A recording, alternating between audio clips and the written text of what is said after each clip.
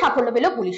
জীবনতলা থানার ঘুটিয়ারি শরীফ ফাঁড়ির police heroin সহ দুজনকে গ্রেপ্তার করেছে। ধৃতদের নাম জালাল সাকির সর্দার ওরফে রনি ও ইফতেখার আহমেদ লস্কর। তাদের কাছ থেকে প্রায় 58 গ্রাম হেরোইন ও দুটি মোবাইল ফোন উদ্ধার হয়েছে।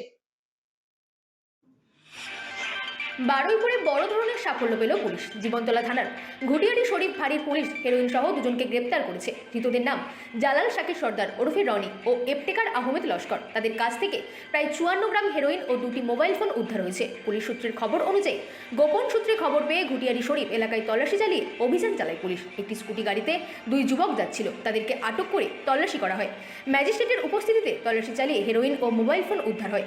ধৃতদের বিরুদ্ধে জীবনতলা থানায় মাদক আইনের নির্দিষ্ট ধারায় মামলা দায়ের করা হয়েছে। ঘটনায় আর কে বা কারা যুক্ত রয়েছে তা খতিয়ে দেখছে পুলিশ। ধৃতদের আজ বারুইপুর আদালতে পেশ করা হবে। পুলিশের এই অভিযানে এলাকার মাদক বিরোধী অভিযান জোরদার হয়েছে বলে মনে করা হচ্ছে।